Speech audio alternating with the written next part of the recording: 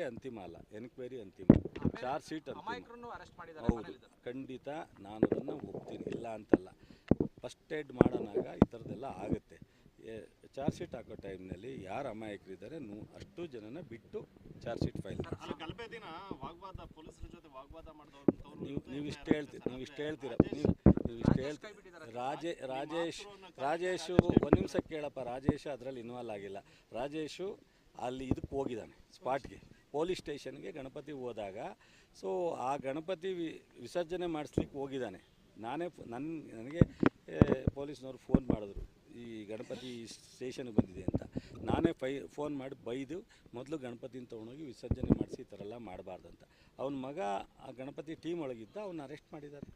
ಅವನ ಮಗ ಅಂತೇನು ಬಿಟ್ಟಿಲ್ಲ ರಾಜೇಶ.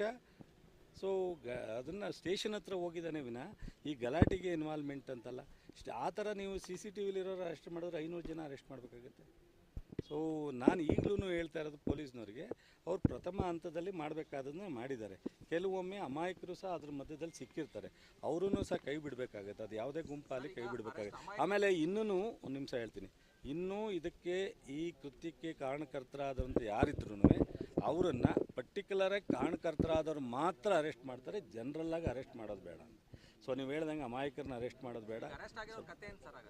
ಏನಾಗುತ್ತೆ ಚಾರ್ಜ್ ಶೀಟ್ ಹಾಕ. ಸೊ ಆಯಿತು ಗುರು, ಶಾಂತಿ ಬಂದುಬಿಟ್ರೆ ಕೋರ್ಟು ಸಹ ಬೇಗ ಬೇಲ್ ಕೊಡುತ್ತೆ. ಸೊ ಒಂದು ಸ್ವಲ್ಪ ಶಾಂತಿ ಇಲ್ಲಿ ರೆಗ್ಯುಲರ ಎಲ್ಲ ವಾತಾವರಣ ಪರಿಸ್ಥಿತಿ ಬಂದರೆ ಆಟೋಮೆಟಿಕ್ಕಾಗಿ ಜುಡಿಷಿಯಲಿ ಸಹ ಅವರಿಗೆ ಹೆಲ್ಪ್ ಆಗುತ್ತೆ. ಅದರಿಂದ ಎಲ್ಲ ಆಗುತ್ತೆ. ನಾನು